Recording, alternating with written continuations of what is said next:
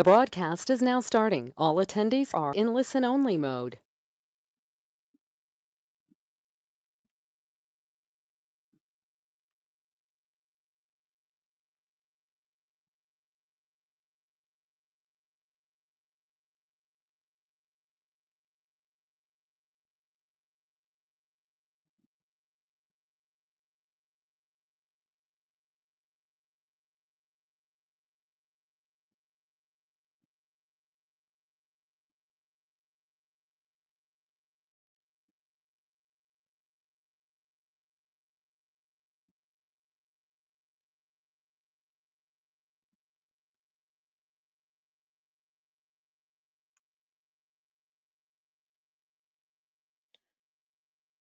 I'm going to go ahead and get started.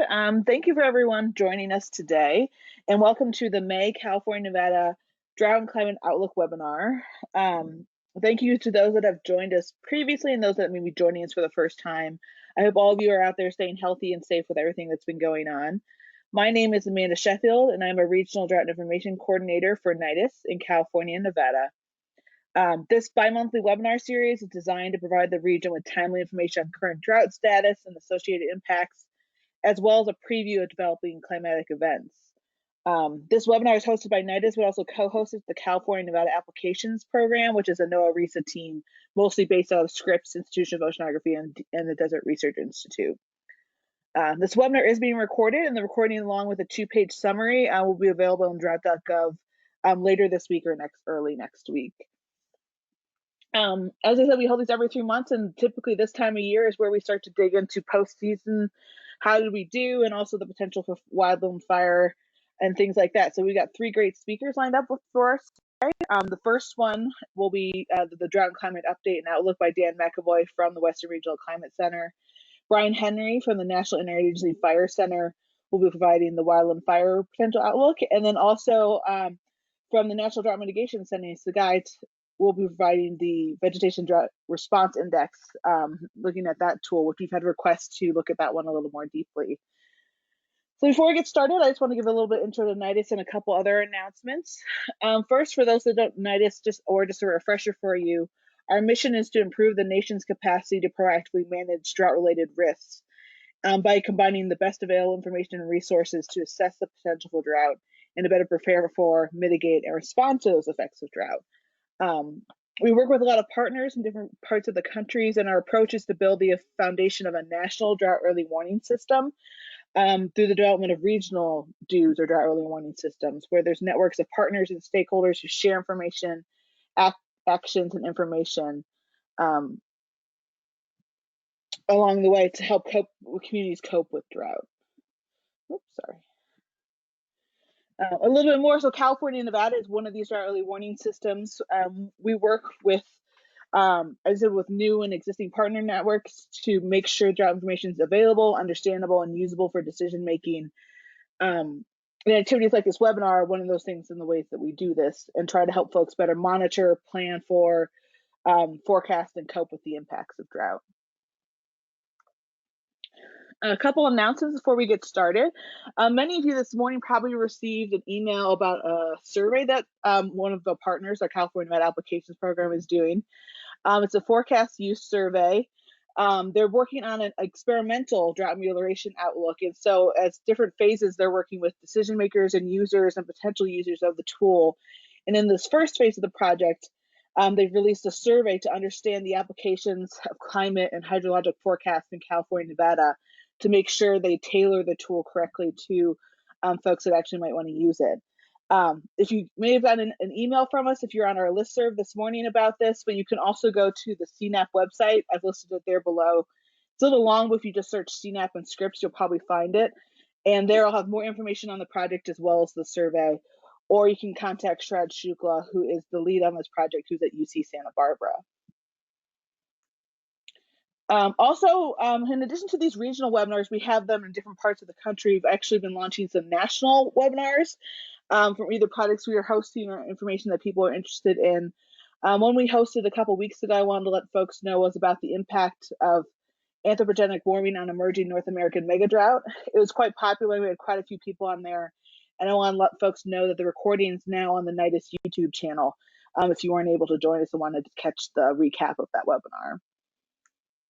And then coming up soon, we have 2 more other national webinars, including one tomorrow from John Fleck, who is the director of the University of New Mexico Water Resources Program. He'll be talking about coping with mega drought in the Colorado River Basin. And then next week, we're going to have a webinar on drought decision-making tools you can use, which is 2 examples from that webinar as well. And you can find information on these if you go to drought.gov, which is the NIDIS website, and go to calendar and just look up these webinars as part of the webinar series on there. All right, so that's all I have. So we're going to go ahead and get started with the first speaker. As I mentioned, it's Dan McAvoy. He's a regional climatologist with the Western Regional Climate Center based in Reno at the Desert Research Institute. And he'll be giving the drought and climate update and a little bit of the outlook information as well. Dan, if you're ready, I'll pass control over to you. Great, yeah, sounds good. Thank you, Amanda. There you go.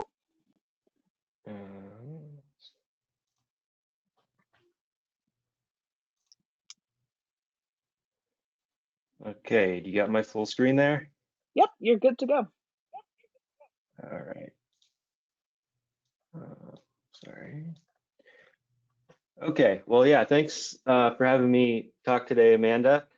I would like to give everyone a rundown of what we saw this wet season, where we're at in terms of drought status, and what we might expect as we move into the summer months. And so I just want to start out with the most recent US Drought Monitor that was released this last Thursday with data through May 19th. And so what we see here is a bit of a dipole in Southern California and Nevada. We are totally drought free. And then as we move further north, there's quite a widespread area of moderate to severe drought. And up in Northwest California along the Oregon border, we actually have a pocket of D3 or extreme drought. And so if you flash back a few months, now what I'm showing is the US Drought Monitor going into the new year from December 31st, 2019. And the entire region was completely drought free. There were some very small pockets of yellow, which is abnormally dry, which is not yet considered a drought category. So how did we wind up in the central and northern part of the area with this moderate to extreme drought? So I'd like to start off with probably the main driver of drought in the region, and that would be the wintertime precipitation, December, January, February. This is the core of the wet season, and we rely on these 3 months for a lot of the water that comes into the region. And so what I'm showing here from left to right is December through February. These are monthly total precipitation percentile rankings from the Westwide Drought Tracker, and the rankings are based on 1895 through 2010. And so anything green is above normal, and then anything orange and red is below normal, with the darkest greens record wet and the darkest reds record dry. And so if we go back to December 2019, things actually started off pretty good for the entire region. Precipitation was mostly above normal, with some pockets in the top 10%, although in Northwest California, it was a bit below normal. After December, things went downhill pretty quickly for most of the region in terms of winter precipitation. January dried out quite a bit, especially in the southern part of the region where we saw a record dry January in many spots. The Sierra Nevada was well below normal. The northern half was in the bottom 33%, and then as you got further south, in the bottom 10% of the distribution, we were missing those major storms in the region. And then February was almost a total loss for central and northern California and central Nevada, with very little to no precipitation. Many locations saw record dry February, nearly no snowfall in the mountains. And as now moving the same type of maps, but for March and April. And so the climatologies in the spring get quite a bit lower, although this precipitation is still important and can add to snowpack in many situations, especially March. And so after that extremely dry February, we did see some relief in the Sierra Nevada with near normal to slightly above normal precipitation, some areas in the top 33%. Northwest California remained very dry even through March, but Southern California and Nevada got very wet in March, and then that continued into April, where the southern half of the region was very wet, record wet for April in parts of the southern Sierra Nevada. And again, April stayed dry in the north. And so we did get some benefit in the spring for some areas, but the hardest hit areas up in Northwest California really still saw below normal precipitation in March and April. And we don't want to forget about the temperatures that contribute to intensification of drought. And so this is kind of a continuation of the pattern we've been seeing over and over again, in the past couple decades. There is mostly yellows and oranges and hardly any blues showing up on these maps. And so these are the same as the other precipitation maps I was showing, except these are the temperature rankings. On the left is winter, December through February. Very warm, top 10% for a lot of the region. And then March and April was a bit closer to normal. There's a lot of white, but there are some shades of yellow, slightly above normal, but hardly any blue. So there really was not much in the way of below normal or colder than normal temperatures. And so what's really important in terms of water supply is how this played out for our snowpack. And so this is a time series from the Lake Tahoe Basin from several SNOTEL stations, starting in October and going through the end of the water year.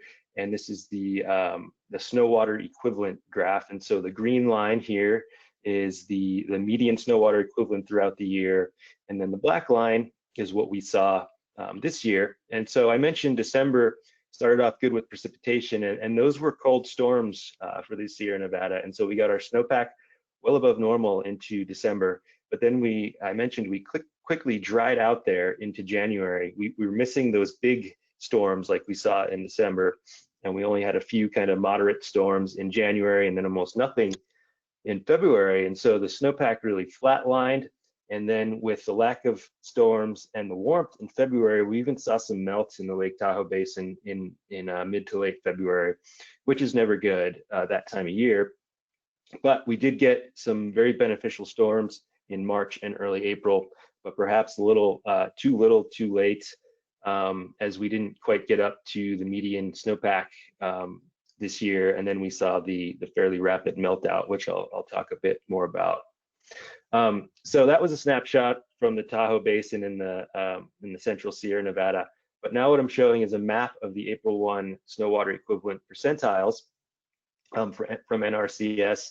This includes the automated sensors as well as the manual snow course observations that go back. Some of them go back over 100 years. And so on April 1, nearly all of California was below normal. The hardest hit regions were the kind of central Sierra Nevada, south of Lake Tahoe there around Yosemite, and then also in Northwest California, things were pretty bad. In Nevada, along the Nevada, Utah, and Oregon border, things were a bit better, and we did have some above normal snowpacks on April 1. I like to show these graphs. I mentioned the manual snow courses, and this all started on Mount Rose in Nevada, around the Lake Tahoe Basin with Dr. James Church, who developed the snow course. And so this is 111 years of April 1 readings from the Mount Rose area at 9,200 feet. And you can really see the year-to-year variability, the highs and lows. And this year, we were below average, but we were nowhere near what we saw in 2014 or 2015. And so we wound up as tied for the 30 lowest out of this entire record. So below average, but definitely not bottom of the barrel. And this is the same graph, but for Donner Pass, which has the records also going back 111 years, but quite a bit lower at 6,900 feet in the northern Sierra Nevada. And the ranking was a bit lower here, 20th out of 111, but again, nothing near what we saw in the 2014 and 2015 drought, but still below normal year for sure. So we got our March and early April storms, and then as we got into mid-April and early May, we dried out again, and we had quite a bit of a heat wave. And so an early season heat wave. And so on the left here is the 4-week evaporative demand drought index for April 15th through May 13th. And this is a measure of the atmospheric demand or atmospheric thirst that's driven by temperature, wind, humidity, and solar radiation. And so this was really showing some very high evaporative demand in the eastern Sierra Nevada, central western Nevada, near record high for that 1 month period, but high over the whole region. And a lot of that was driven by this temperature anomaly. And so we had, this is the 4-week temperature departure for that same time period. And we had temperature anomalies, 1 to 3 degrees Celsius or more above average for that period. So what that did was act to then rapidly melt the snow that was in the mountains still. And so we had some, these are MODIS images from the EOS World View, a sequence of 3 images. And we had some storms in early April, but then as I mentioned, things dried out. So on the left, we have the April 13th image. The snowpack was below normal, but we did have a decent amount of snow in the mountains still at that point.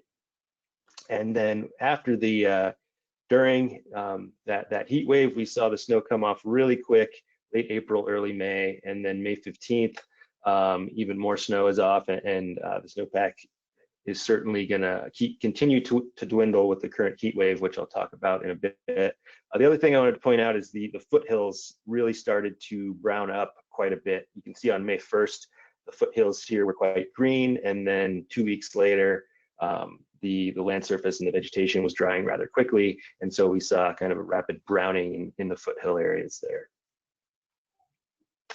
But after that heat and dry spell, we did have a decent May precipitation event. And so this is the total precipitation from May 17th through 19th. And this was very beneficial to the Sierra Nevada and Northwest California, into Central Nevada as well. But especially in Northwest California, where that D3 currently is. So this was quite beneficial. Southern California did not see nearly as much, and Southern Nevada, but they were already in better shape in terms of drought. And so some areas saw 3 to 4 inches or more in California. And so you would hope that that rain definitely did benefit in the short term. So what that probably did was dampen the soil moistures, moisten the vegetation a bit, reduce the early season fire potential, which I think Brian will talk about a bit more. But this is the latest QuickDRI, the Quick Drought Response Index, that was released a few days ago. And so this considers kind of short-term drought conditions, and it includes that precipitation event we saw in the 4-week standardized precipitation index. It also uses satellite-based evapotranspiration as well as soil moisture, and comes up with a weighted value. And we see that in Northern California and Nevada, it's still showing drier than normal conditions, and quite dry still in Central Nevada, even with that recent soaking. So that definitely helped, but that's not going to alleviate the deficits that were built up over the winter. So what does this all mean in terms of water supply? So what I'm showing here are the observed and forecast stream flows from the California-Nevada River Forecast Center. The observed was October 1 through May 25th, and this is a percent of normal. Almost all reds, and many areas in this darkest of red, which is less than 50% of normal. Stream flow, a little better in some parts of the Central Sierra Nevada, but still below normal in 70 or so percent. And then the forecast includes that observed time, but then goes out through the end of the water year. So that includes the important spring and summer flow that we haven't gotten yet. And so in the end, we're still supposed to be quite a bit below normal in terms of stream flow as we go into the summer and fall. In terms of reservoir supply, so on the left here, we have the map of the most recent reservoir conditions from the major reservoirs in California. Most of them are in pretty good shape. In the south, most are above normal, but as you go further north, they are slightly below normal for this time of year. And I wanted to just highlight what the curves from Shasta, Lake Shasta look like. So the dark blue is this year, 2020. Last year we had a big water year, and we could see 2019 we were above normal, and the lake was almost near total capacity during the summer. 2 years ago we had a year similar to this in 2018 in terms of snowpack and precipitation. And so at that time in 2018 we were quite a bit higher than we are this year. And so the point here is that while these reservoirs are only slightly below normal right now, due to the low stream flows, they're probably not going to fill up very much, and so that will continue to degrade as we go into the summer and fall. In terms of Nevada, Lake Tahoe feeds a lot of water to northwest Nevada and is in very good shape. It takes several years, 3 to 4 years of drought in a row to really bring Lake Tahoe down, and so northwest Nevada water supply should still be in good shape. Lahontan, which feeds a lot of the farming in the Fallon area, is a bit lower, and it's quite a bit smaller, and so Lahontan could be quite a bit lower by the end of the summer. Okay, so Lake Powell, so southern Nevada and southern California do get a lot of water from the Colorado River Basin, and they are also not having the greatest year in terms of flows coming into Lake Powell. The April through July forecast is only 61% of normal, and only 45% of normal was observed in April, and so that's not great for water supply downriver in southern Nevada and California. Now moving forward a bit, we are in the midst of a early season summer-like heat wave right now, and it's expected to peak around Wednesday or Thursday, depending on where you are at. The oranges on this map are the heat advisories in the coast and inland a bit for California. And then the purplish colors are the excessive heat warnings throughout California and Nevada. And this is just the Death Valley forecast showing a high of 123 forecast for Thursday. And so we're going to go right back into drying out the soils and the vegetation, and fire potential will likely be increasing. Again, I'll let Brian cover more on that. Going out 6 to 10 days from the Climate Prediction Center, we have the temperature probabilities on the left and the precipitation probabilities on the right. And so continued above normal temperatures are expected for the region, but there are some chances of above normal precipitation, particularly in the northwest part of the state, which is definitely good for some more help with the drought situation there. Although climatologically, precipitation is a lot lower this time of year, so these anomalies will not be super high, but it will be good if we do get some precipitation up there. And then finally, going out through the summer, this is the June through August outlook. Of course, this is the dry season for nearly all of our region. Very high probabilities, greater than 60% for most of the area of above normal temperatures for the area, kind of continuing that trend of hot summers, and mostly equal chances of above or below normal precipitation. But again, this is the dry season, except for the monsoon and kind of the southern parts of the areas, precipitation does not play a huge role in drought amelioration. And I think I will end there with just a few summary bullets. We did have a very dry winter for most of the region, at least in the central and northern part of the region, and the snow came off very quickly, and now we have areas of extreme drought in Northwest California. It was nice to have those recent storms. The precipitation was welcome. It did help temporarily slow the start of the fire season, but this is not that storm is not going to erase what we built up over the winter. The reservoirs are still in decent shape, but as you go further north, they will be dropping as we go throughout the summer and into the fall. And we are definitely going to be starting to dry out again as we have little precipitation and hot weather for the next few days, and it's more as forecast as we go into the summer. And I will end with that. So thank you. Thanks, Dan. I forgot to mention to listeners that go ahead and enter any questions in the question box you have. We may get to a few here while I'm changing speakers, but otherwise most of them we'll do questions at the end and try to cover all the bases. I don't see any questions right now, but I'll keep an eye out. But otherwise, I'll switch it over to Brian, who's going to give us more of the wildland fire outlook. All right. Good afternoon, everybody. I'm going to show you my screen here. Okay, can you see my screen okay? Yep, you should be good to go. Okay, great. Again, good afternoon. Again, my name is Brian Henry. I work at the National Emergency Fire Center in Boise. And just a quick heads up before I launch into the presentation, we started issuing some new products this year in case you want to keep up to date on the fire season activity. So we started doing some podcasting. So we have like a base page that we go to. This is linked off the National Emergency Fire Center's weather site, but you can also see the web address there. The upper left is basically a briefing that's posted every other day during the work week. Basically gives you a synopsis of what's coming up in the next 7 to 10 days, fire weather-wise, and its impacts, areas to watch out for, and so on. And then fire weather long-range outlooks, the upper right, that takes a look at the next 4 months, and basically what I'll be talking about here shortly. And then we have a written copy of our outlooks down there in the bottom left, and then a fuels briefing. So looking at the primary factors that impact fire season across the West, Dan hit on a good bit of this. Some really great slides there. Going back to last fall, prior to the wet start to the early winter, the vegetation along the West Coast across Northern California going up into Western Oregon soils were quite dry.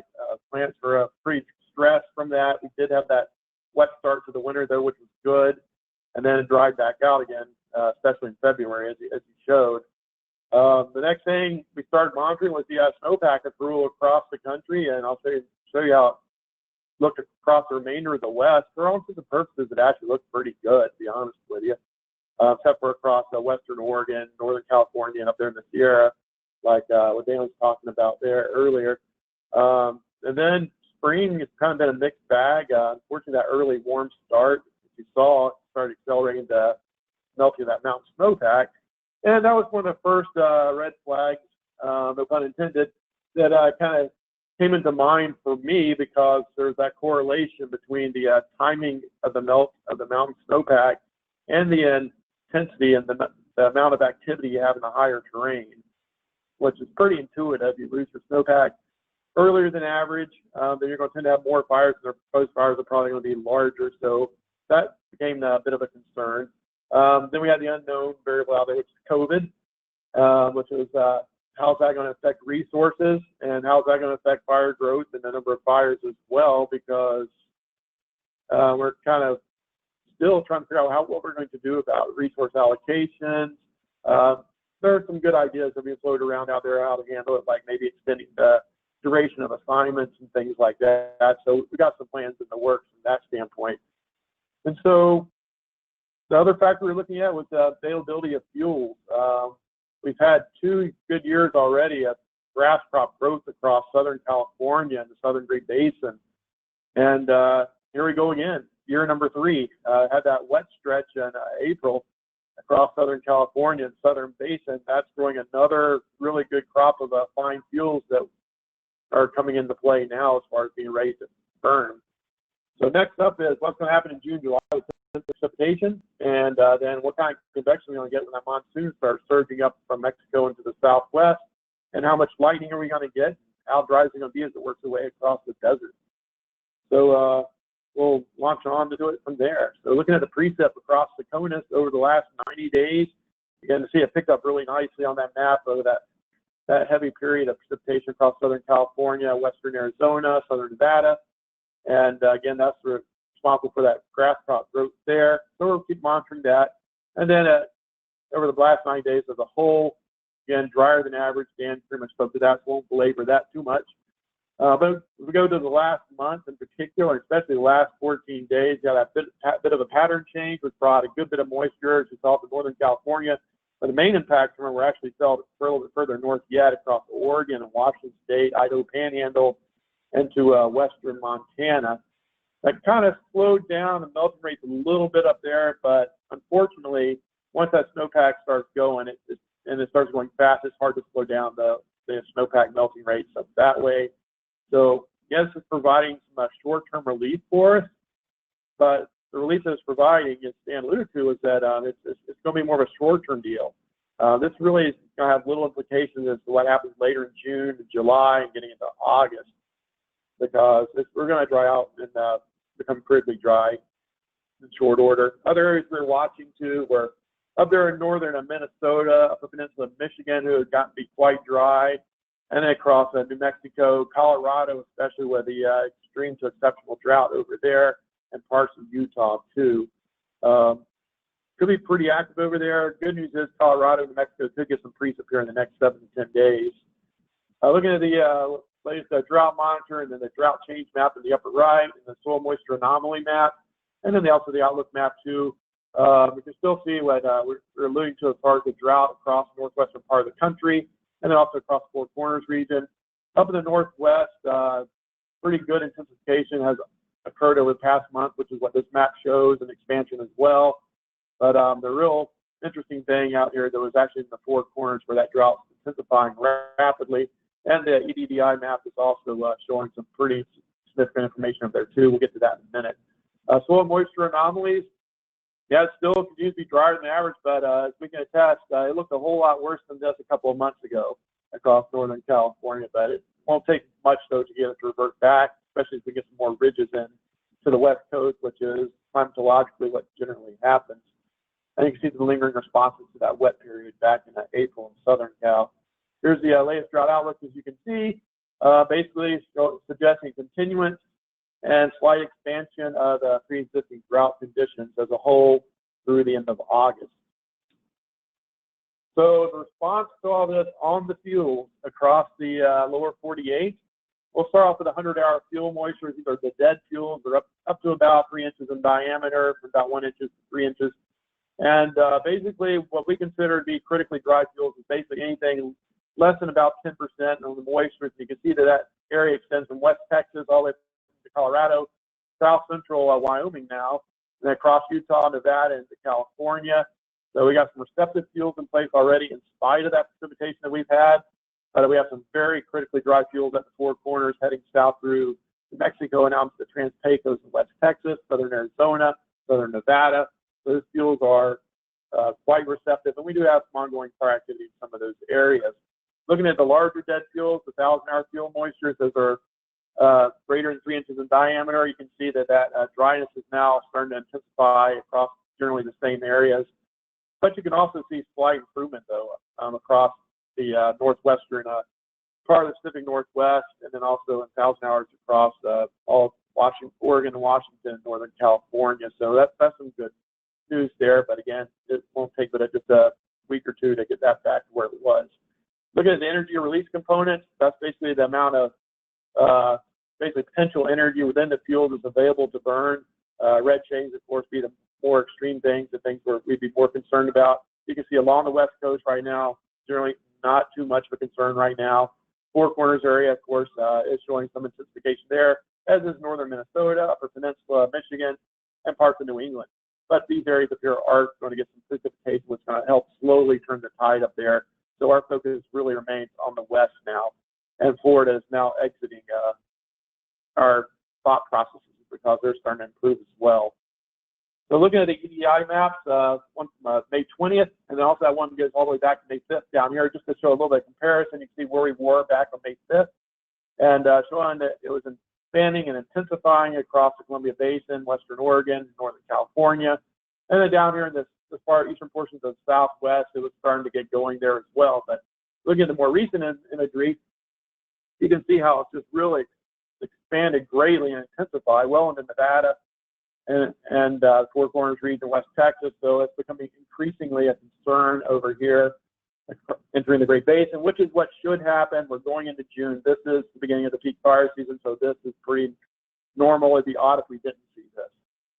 Columbia Basin, however, Oregon, Washington, you can see the improvement up that way, and also improvement in Northern California as well. So I do want to point out that we're starting to see a little bit of dryness starting to pop up now across Southern California, and that's something to keep in the back of our minds come late June if those grasses and the other fine fuels do dry out as expected. Could see an increase in grass fire activity out there as well. As far as Florida goes, this is actually great improvement down here from what they had, and same thing for Southern Florida. This little stretch here across central parts of Florida, that's remaining pretty dry there, so we're watching that.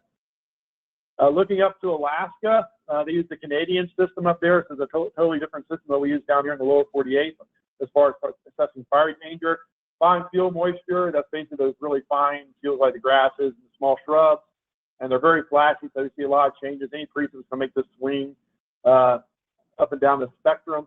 But it's showing some elevated dryness across the upper Yukon region, which is right up in here, and also across southwest Alaska and the southwest interior. And so we're keeping an eye on that. They got a little bit of lightning activity. Looks like yesterday, a strike or two over here and some down this way. Probably won't trigger any fire starts there. We may see one pop up there, but you'll probably most definitely see some popping up here. The burning index, the buildup indice, it's actually the more stable indice, and it's a little bit more telling, and that is showing things starting to become a little bit drier up this way. So we're going to start seeing activity increasing across the eastern interior up that way, and then we'll probably start seeing some fires touch off over here. They are expecting some lightning activity this weekend, significant lightning, so that could be a little bit problematic. Here's a map showing the precip over the last 24 hours, and that's helping out the southern and southeastern portions of the interior, but it was kind of spotty up here, and a lot of these strikes occurred outside of where the precipitation was. So we expect to hear some calls coming in for the next couple of days from that. So looking at some mountain snowpack, looking at the basins, snow water equivalency, the amount of water in the snow. I've got a little small time lapse here going all the way back to April 15th. The prior one actually showed a little bit better snowpack down here in southwest Oregon and the Sierra. Basically, what I wanted to show on these three maps is just how things changed. Going from April 15th, May 11th, and then to today. Basically, it was showing that accelerated melting of the mountain snowpack across the Great Basin, Northern California, and much of Oregon, and even onto the east slopes of the Washington Cascades up here into Okanagan. Again, that's pretty concerning. It's definitely something to keep an eye on, because once we start getting these ridges start becoming more established after this current ridge and after the ensuing pseudo-wet pattern, that's going to become an increasing concern. Areas where things look really good, as you can see, is up here in the northern Idaho Panhandle, along the northern Continental Divide, and Montana getting down to north central Wyoming. But once you get south of that, it starts looking kind of dismal. So looking at CPC outlooks and forecast precipitation over the next 10 days, got a time-lapse loop showing the precip accumulations, cumulative over the next 10 days, just to show you who's going to get moisture and who's not.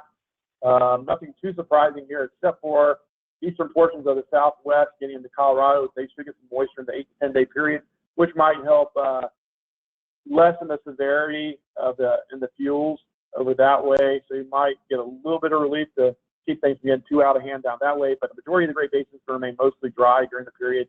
Central Southern California as well. Looks like the Siskiyous may get a little bit of a precipitation from it, but again, we're going to be starting to trend out of that. Looking at the 8 to 14 day outlooks, here's the probability showing probably potential for some pretty good ridging over the Great Plains, promoting above normal temperatures, and then probably below normal in the Pacific Northwest around Puget Sound, and then generally normal to above normal temperatures across California and Nevada. To me, this tells me that we're probably going to have some kind of warmer than average westerly type flow pattern, with probably a low pressure area here centered in the Gulf of Alaska, pumping in some cool moist air into the Pacific Northwest, possibly into the northern central Cascades, and again up there into the Modoc, northwestern corner of Nevada as well.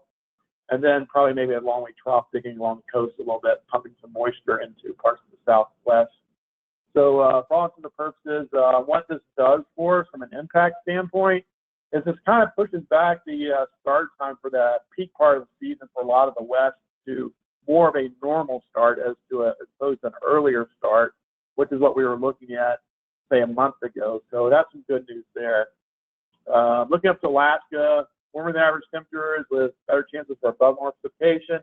What that would translate to would be more of a normal type fire season. We have with a few large fires and a few teams assigned, but nothing too out of hand if this comes to fruition. And that's good news up there because they had a pretty bad year last year.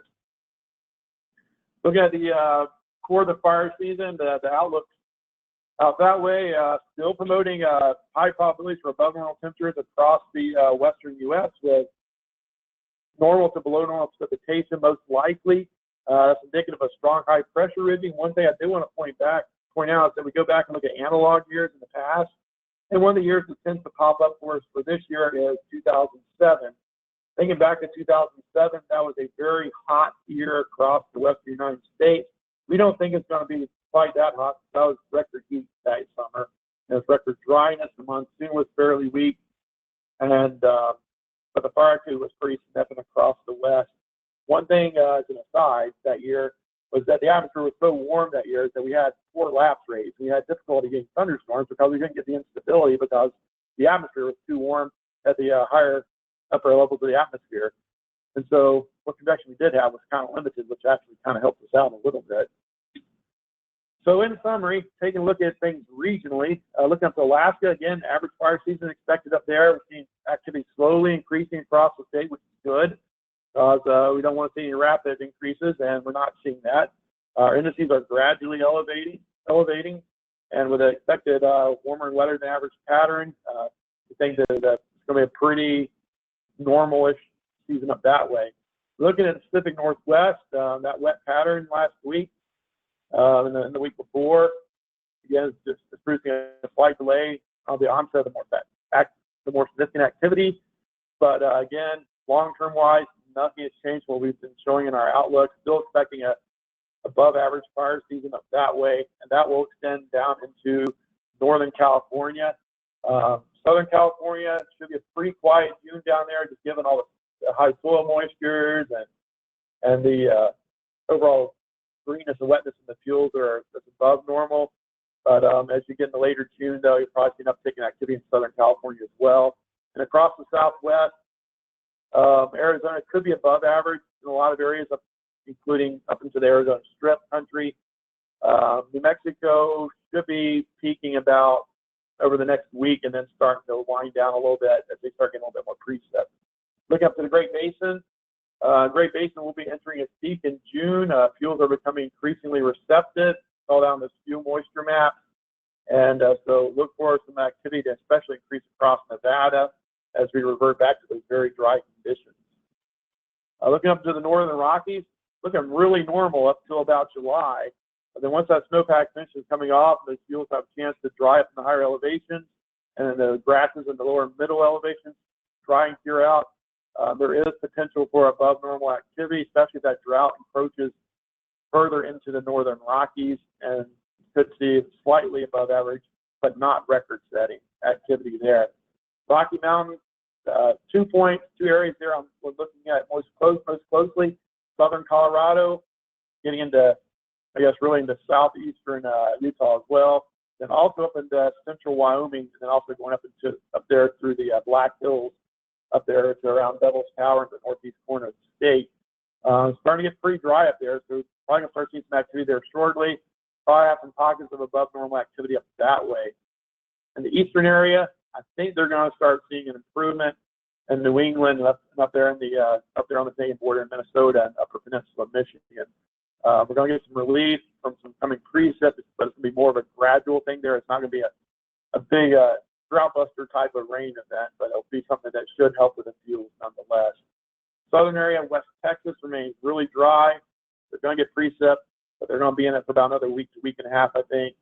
And so the potential remains elevated there. Florida, again, is improving. Just watching that area south of Jacksonville down to about Orlando. And between those two areas, there's areas of concern. The rest of the state is looking pretty good. And looking at the progression through the fire season, Southwest fire season will start to peak out here this month.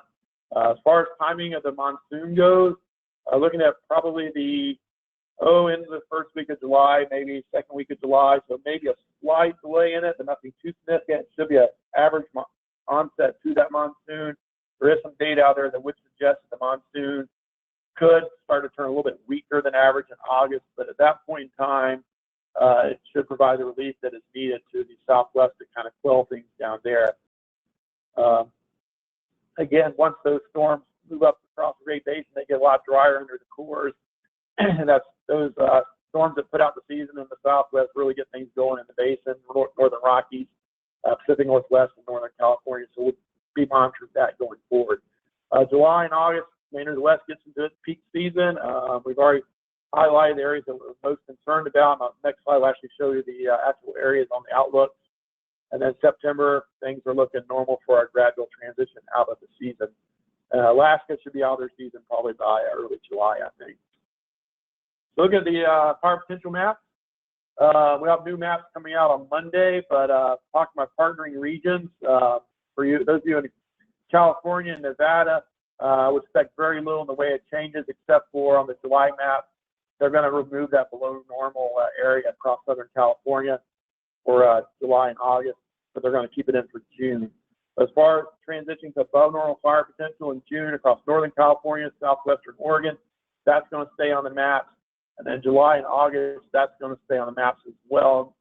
And you'll see that expansion northward into the Pacific Northwest and into the Northern Rockies. You might see a slight expansion of those above normal probabilities for July and further into Nevada, and maybe even more so into Utah, kind of encompassing almost the entire state at that point in time.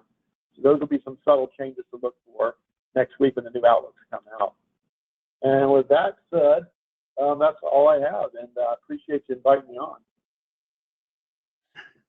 Thanks, Brian. Now we'll move on to our third speaker, because I don't see, since we're running a little behind, I don't want to touch questions quite yet.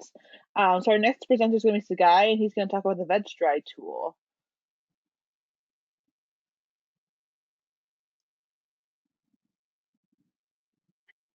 Can you hear me? Yep. Okay. And we can see it, so you're good to go. Thanks, Amanda. Good afternoon, everyone. My name is Sagai Tadessa. I'm a research professor of applied climate and remote sensing at the University of Nebraska-Lincoln. I also work for the National Drought Mitigation Center as a researcher and geospatial coordinator. At the National Drought Mitigation Center, as you may know, our mission is to reduce the effects of drought on people, the environment, and the economy by researching the science of drought monitoring and the practice of drought planning. Using geospatial science, we develop and produce several drought monitoring tools, including the US Drought Monitor and satellite-based drought indices. Today, I'm going to present you one of the drought monitoring tool called the Vegetation Drought Response Index, or VegDRI. The VegDRI is a seasonal hybrid drought monitoring index that integrates satellite-based observation of the vegetation condition, climate-based drought indices, and also biophysical characteristics of the environment, such as land cover and elevation, to identify and characterize drought-related vegetation stress. Initially, as a project funded by USGS and USDA, later for implementation by NASA and NOAA, our primary goals were to combine several climate and satellite-derived data sets to map and better monitor vegetation-related drought patterns at a 1 kilometer spatial resolution as an applied research, and then to develop and implement a near real-time monitoring tool for the continental United States for the use of, mainly by the US Drought Monitor and other drought applications. That's as an operational product. So we were successful to implement this operational product since 2009.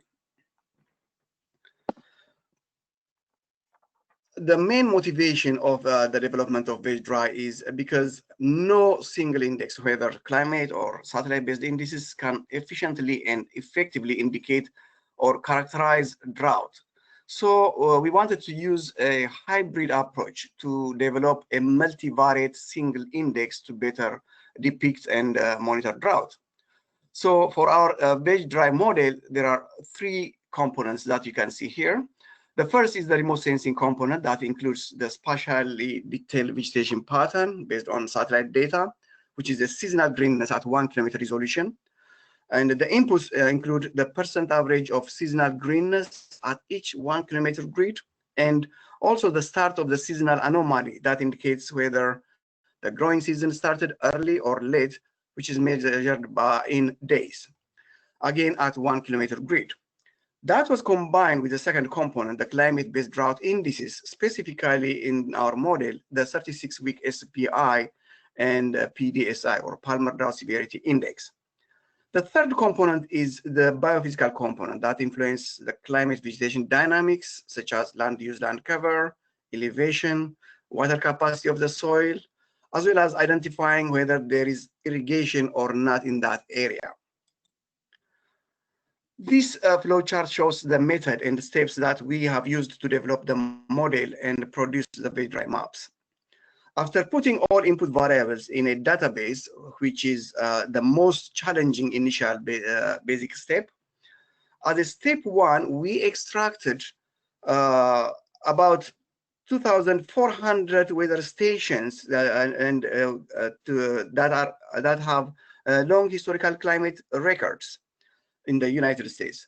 Then the step two, we developed a weekly VegDRI model using a multivariate regression tree method. And so we produced rules based on that. Then the step three is using the weekly developed models rules at each grid in the US. As a step four, we use near real-time gridded image to develop the CONUS VegDRI map. And as a step five, which is we generated value-added maps such as regional or state and local maps at a county level. We also produce tables that show how much % the drought is affecting the area at different drought severity levels. This information is delivered via internet portals such as the National Drought Mitigation Center website. This is the NDMC website for the VegDRI that we use to distribute value-added VegDRI products.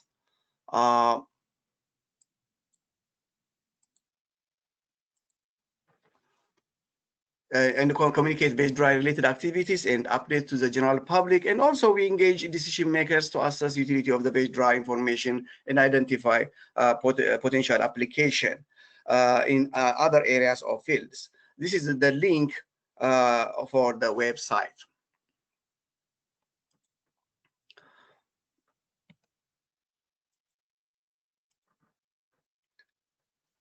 These are some of the examples of the VegDRI products that are available via our website.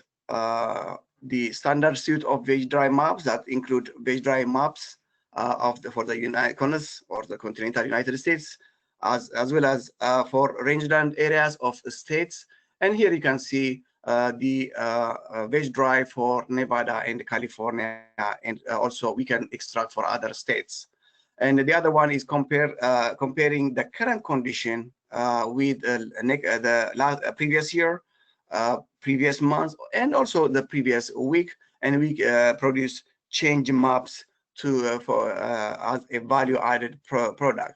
And the other one which I mentioned is the aerial statistics, which shows the severity, how much % the drought is severe, and in which category, whether it's extreme, moderate, and severe category. And also it shows % of the areas which are abnormally dry.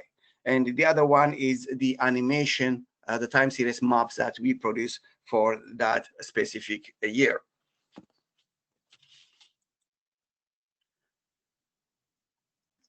This shows the current year animation of the VegDRI maps. At the bottom, the bar shows here the weekly time steps of the year. As you can see, at the beginning of the year, most areas are gray, indicating the winter or non-growing season. Then as the growing season starts, you can see the vegetation condition as compared to the long historical period. The yellow color shows the abnormally dry condition. The red and darker red show the intensity of the drought or vegetation stress. This map shows the current week VegDRI maps for the continental United States. And also here, the top right map shows the VegDRI value for only rangeland areas. And the bottom map shows show extracted maps for California and Nevada together. More specifically, if you see this slide shows this week's VegDRI maps, which is specifically extracted for California and Nevada. And these bottom maps show the US Drought Monitor last week. For both corners in California and Nevada produced on 19th May.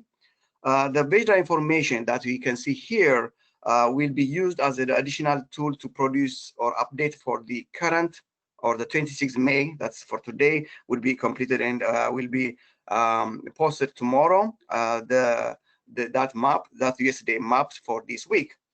As you know, the USDA includes several drought indices. VegDRI is also considered to make the final map for this week as an additional input. As Dan showed you earlier, most parts of the North California and Nevada are in drier conditions, which is also confirmed by VegDRI here. So the VegDRI is being used by several institutes and people. The main users are the US Drought Monitor authors to update the weekly US Drought Monitor maps, as I showed earlier. In addition, National Weather Service, NIDAS or NOAA-NIDAS, and several state experts for their drought reports and provide drought information. They are using it. And drought dashboards such as the Great Basin weather and climate dashboards also use the VegDRI maps to provide additional information on vegetation condition. As an example, here is the Nevada VegDRI maps that's posted. In addition to the National Drought Mitigation Center website, the VegDRI maps are available at other alternative sources, including the USGS and the NIDAS. You may use these links as well. The National Drought Mitigation Center has a strong international component since it was established. Because of our collaborative research, there is a strong international interest on VegDRI concept. For example, the NDMC, in collaboration with Agri-Food Canada, developed an experimental tool called VegDRI Canada that could help in creating the North American Drought Monitor. Other countries are also developing similar tools for their own area in collaboration with the Drought Mitigation Center. Since VegDRI is a seasonal drought monitoring tool, as I mentioned, which is show the cumulative impact of 6 to 9 months climate condition, we have recently developed a complementary tool called QuickDRI to show a rapid onset of drought or flash drought. This tool is similar to VegDRI concept, but the indices that are combined include short-term, that's up to only 1 month's climatic condition. It also includes the evapotranspiration and soil moisture condition to identify the drought trend in a short period of time.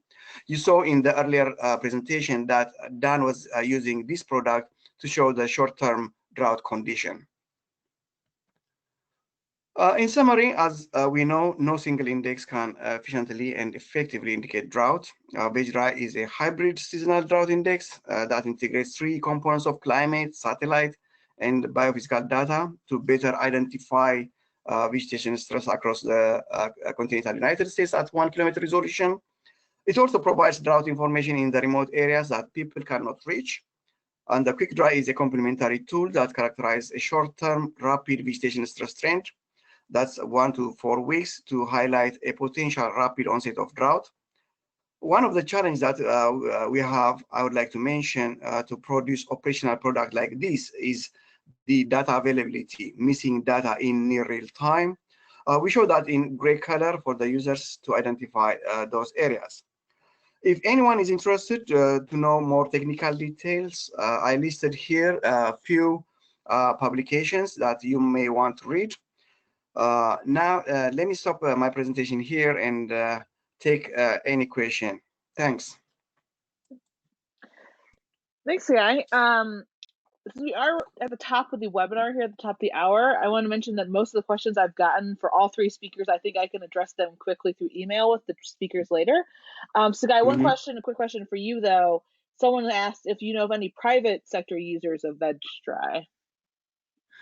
The insurance companies are interested to do that, and but it is mostly a kind of a research, and so there are some interest from the insurance companies. In particular, crop insurance companies. Okay.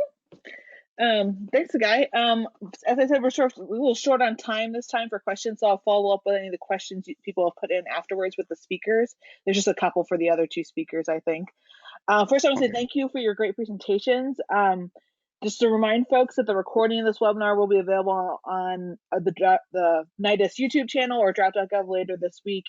And our next webinar is scheduled for Monday, July 27th, which you can already find that information on the drought.gov calendar. If you'd like more information about the California Nevada DEWS, including this webinar series or other information, please feel free to contact me. And also, we do have a post-webinar survey you'll find when you leave the webinar or we close the webinar. The responses are very helpful in planning future topics and finding new things that we'd like to cover. That's exactly how we found VegDRI when folks were really interested in it, and being able to see, especially on the ranges and things like that, what the conditions are. With that, I'll stay on for a little bit to let folks enter questions so I can follow up with them later. But otherwise, thank you all for listening, and thanks to our great speakers.